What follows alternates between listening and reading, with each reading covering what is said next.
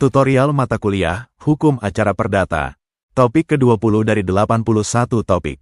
Pengertian gugatan, syarat menggugat, siapa dapat menggugat dan digugat, bentuk, syarat, dan tempat gugatan diajukan, bagian ke-6.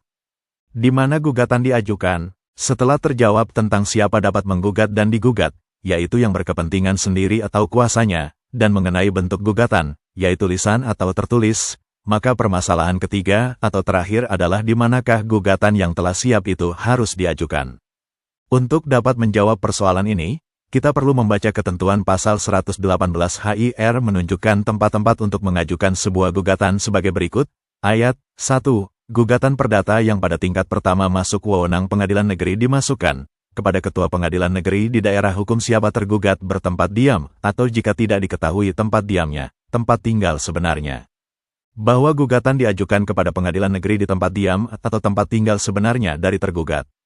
Prinsip ini disebut prinsip actor sequitur forum rei, yang mengacu pada asas presumption of innocence, atau praduga tidak bersalah. Hal ini disebabkan karena orang yang dikatakan bersalah telah melakukan one prestasi misalnya, belumlah tentu orang ini betul melakukan apa yang dituduhkan kepadanya. Tempat diam, atau wohnplatz, dalam bahasa hukum dibedakan dari tempat tinggal seseorang, atau werkelijk verblijf. Tempat diam adalah tempat seseorang memusatkan kegiatan hukumnya atau rumah yang sungguh-sungguh. Untuk mudahnya dalam praktik tempat diam seseorang dapat diketahui dari kartu tanda penduduk, atau KTP, orang tersebut.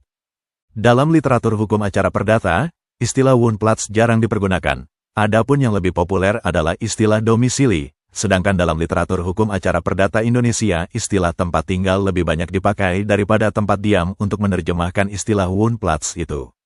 Sedangkan dalam Undang-Undang Perkawinan dan peraturan pelaksanaannya menggunakan istilah tempat kediaman bukan tempat tinggal. Tempat tinggal yang sebenarnya, atau werkelijk verblijf, tempat ketika seorang sungguh-sungguh berada atau tempat di mana seseorang sehari-harinya berada. Tempat diam seseorang dapat saja berbeda dari tempat tinggal sebenarnya. Misalnya seseorang beserta keluarganya bertempat di Tegal, akan tetapi karena ia bekerja pada suatu instansi di Semarang, maka ia bertempat tinggal di Semarang.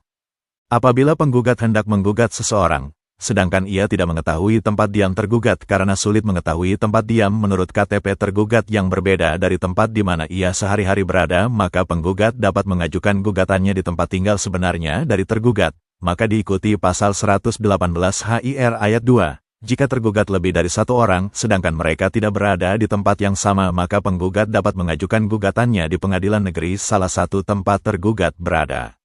Jika para tergugat dalam kedudukan sebagai debitur utama dan penjamin, maka gugatan dapat diajukan pada pengadilan negeri di mana tempat diam debitur utama.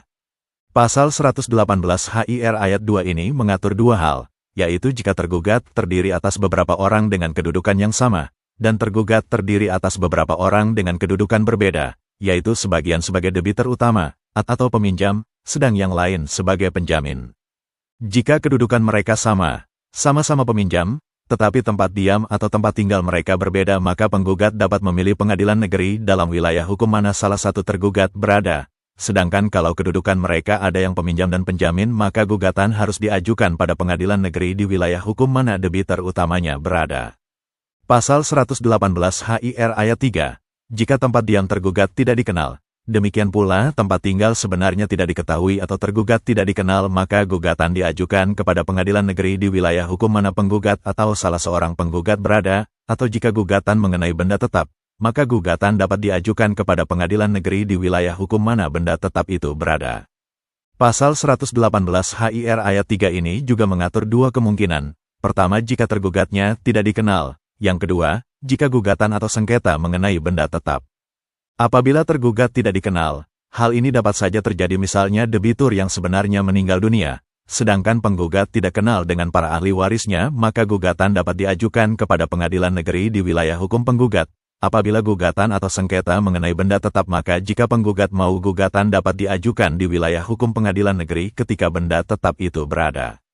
Misalnya, penggugat bertempat tinggal di Semarang, tergugat bertempat tinggal di Surakarta, sedangkan tanah atau benda tetap yang menjadi sengketa berada di Salatiga, maka gugatan dapat diajukan di Pengadilan Negeri Salatiga. Pasal 118 HIR ayat 4. Jika dengan surat sah dipilih dan ditentukan tempat diam, atau wohnplatz in Gekosen, maka penggugat, jika ia suka, dapat memasukkan gugatannya kepada pengadilan negeri di wilayah hukum tempat diam yang dipilih itu. Jika dengan surat sah, atau skriptelik akte, dipilih dan ditentukan tempat diam, atau domisili kos, domisili yang dipilih atau ditunjuk, maka penggugat dapat memasukkan gugatannya pada pengadilan negeri di wilayah hukum domisili yang ditunjuk itu. Misalnya A. Domisili di Semarang, B. Domisili di Surabaya, dengan suatu perjanjian melakukan kerjasama dalam pembuatan barang-barang dari bambu. Dalam akta perjanjian yang mereka buat dapat ditambahkan suatu klausula yang menyatakan apabila terjadi perselisihan akibat perjanjian ini maka perselisihan diselesaikan di Kepaniteraan Pengadilan Negeri Surakarta. Kalau benar-benar terjadi sengketa di antara mereka, maka bila salah satu yang merasa dirugikan akan menggugat pihak lain yang dirasa merugikan dirinya, gugatannya dapat diajukan di Pengadilan Negeri Surakarta sesuai dengan yang telah dipilih dan ditentukan dalam akta perjanjian kerjasama mereka. Itulah topik ke-20 hukum acara perdata, yang dimaksudkan untuk membantu pemahaman mahasiswa, atau siapa saja yang ingin menambah wawasan. Untuk pemahaman yang lebih baik, putar dan dengarkan video ini berulang-ulang. Subscribe dan like, agar teman-teman mendapatkan update tutorial lainnya. Bagikan juga link video ini, agar teman lain juga mendapatkan manfaat channel ini. Sekian dan terima kasih. Sampai jumpa.